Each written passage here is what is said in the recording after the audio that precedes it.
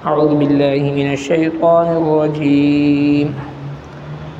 بسم الله الرحمن الرحيم. آية نمبر 7. فلنقصن عليهم بعلم وما كنا غائبين والوزن يومئذ الحق فمن ثقلت موازينه فأولئك هم المفلحون. صدق الله العظيم.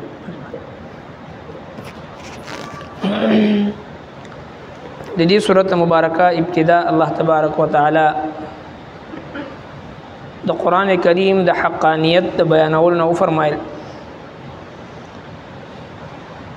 چې دا قرآن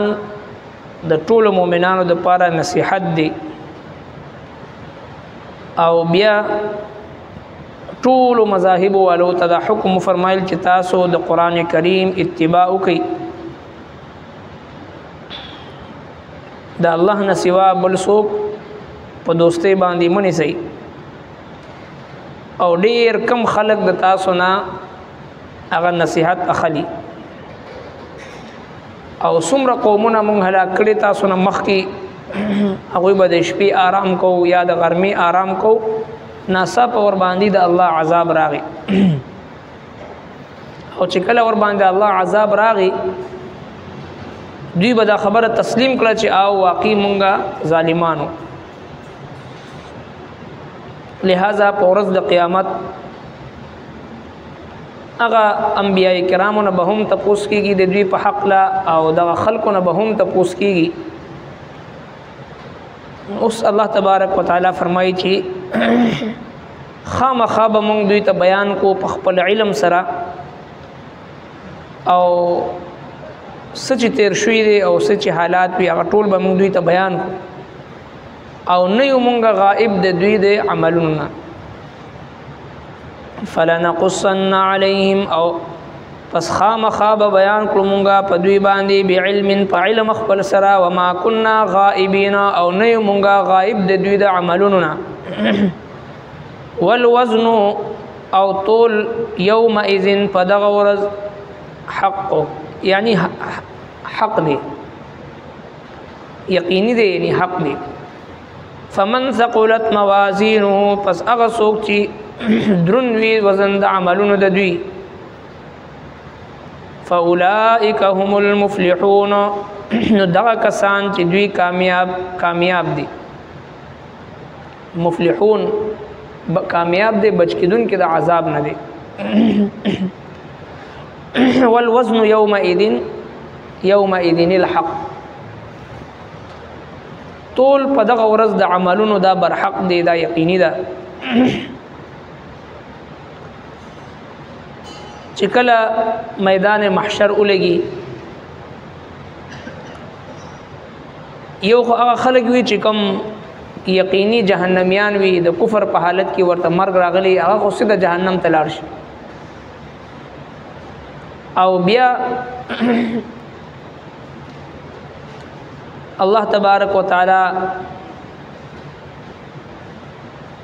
څه خلق بے حساب او بے کتاب بغیر د حساب او بغیر د کتاب حساب کتاب نه جنت ته داخلي. د هغه خلق صفات هم په احادیث مبارکو کی تفصیل سره ذکر دی چې کوم د الله نیک او صالح بندگان وي هر وخت د الله جل شانه نه یریدون کی وي هر وخت د الله په ذکر کې مشغول وي وغیرہ وغیرہ مختلف صفات په مختلف احادیثو کې وختن په وختن موږ او تاسو اورو چې داسې خلق به بے حساب بے کتاب بغیر د حساب او د کتاب نه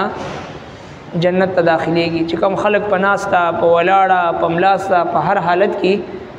د الله په ذکر کې مشغول وي نو دا خلق به بے حساب او بے کتابه جنت ته داخليږي. یو مسلمان به همیشه د الله تبارک وتعالى نه دا سوال کوي چې الله بغیر د حساب او د کتاب نه ماته بخشش او نجات نصیب او ګرځي. ځکه چې من احتسب فقد هلك چې چا سره حساب کتاب وشو بس دی هلاک شو د الله تبارک وتعالى د نعمتونو په مقابله کې زمونږ استادو نیکی زمونږ استادو اعمال دا د نه هونه کې برابر دي او زمونږ استادو د ټول عمر عبادت کرا جمع کړی شي نو د الله جل شانه دا یو د سترګو نعمت چې کوم دی د دې احاطه نشي کولی د جبې چې کوم نعمت دی د دې احاطه نشي کولی او دغه سي اشرف المخلوقات موږ تاسو پیدا کړی او د دې مقابله نشي کولی لہذا د الله جل شانه نه دا سوال پکاره چې الله بغیر د حساب کتاب نه بخشش زموږ نصیب وګرځي نو بهر حال دغه نه بعد د خلق اعمال تلل کیږي هغه به دغه وزن کیږي والوزن يومئذ الحق او طول په دغه ورځ یقیني دي اعمال وزن کړي شي نو لہذا اعمال بسنګ تلل کیږي حالانکه تلل کیږي هغه شی چې کم جسم لري یعنی یو سوال ذهن ترازی یو مسلمان خو په دې ایمان دی چې الله جل شانه چې څنګه د اعمال تلی زمو په ایمان دی بغیر د شک او د شبهه نه د مؤمن شان دی بغیر د تردد نه زمو په ایمان دی چې الله سبحانه و تعالی زمو د اعمال او حساب او تلل چې هر څنګه کوي زمو په ایمان دی نو جباز هغه خلق چې کم شکوک او شبهات ولا خلق وینو دا غوي ذهن تراشي چې را د تلل بسنګوي یو سړی سبحان الله وی الحمدلله وی الله اکبر وی لا اله الا الله وی نو په یو لفظ باندې رب کائنات بے شمار اجر او ثواب د تور کوي بے شمار په یو کلمې باندې لا اله الا الله د ټول دنیا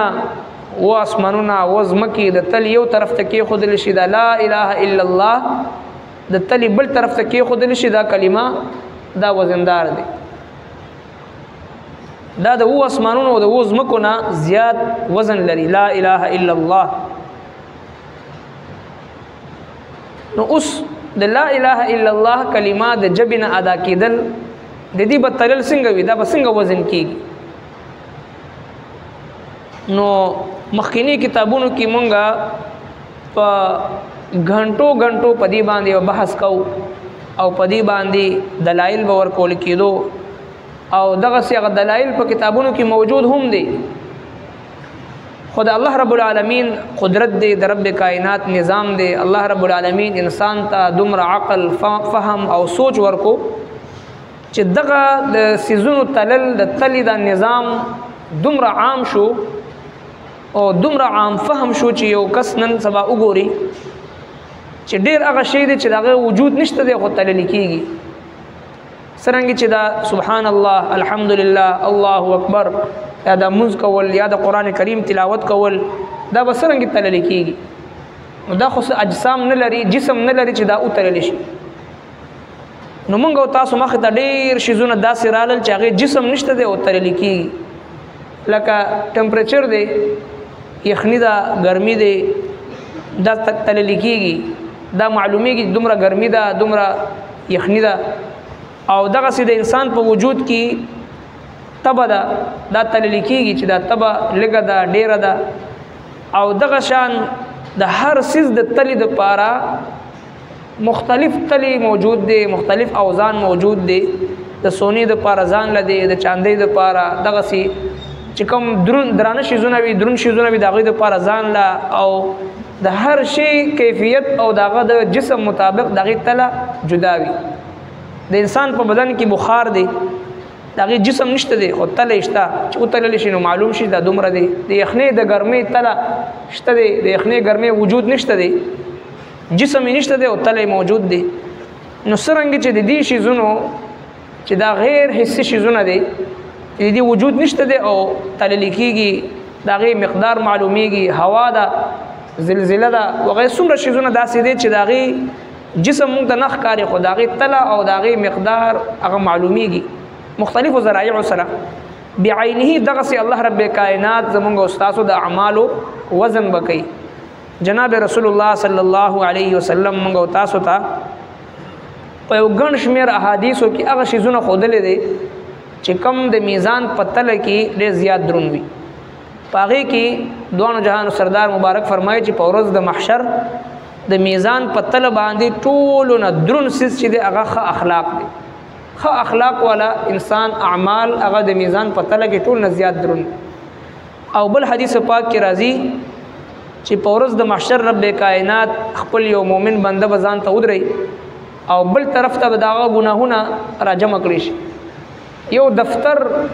او یو ډیر د هغه د ګناهونو د فایلونو د رجسټر هغه به جوړ شي. دی به پریشانه شي. الله رب کائنات به درنه تپوس کوي چې تا د دې ګناهونو نه انکار کوي که اقرار کوي. دی به وایي چې یا الله زه اقرار کوم دا ګناهونه ما نه شوي دي. بیا الله جل شانه چې کله فرشتو ته حکم وکړي نو د یو کاغذ پرزه هغه راوړلی شي. دا کس به وایي چې دا څه شی دی؟ رب کائنات به ورته وایي چې ستا یو امانت دی موږ سره محفوظ دی. هغه به وایي چې یو طرف ته د ګناهونو دا رجسټر او دا فایلونه او دا ډیر پروت دی، دا ډیرې پروت دی، او بل طرف ته د کاغذ پرچی په دې باندې بس وشي. رب کائنات فرمایي چې نن ورځ باندې به تا سره ظلم نه کېږي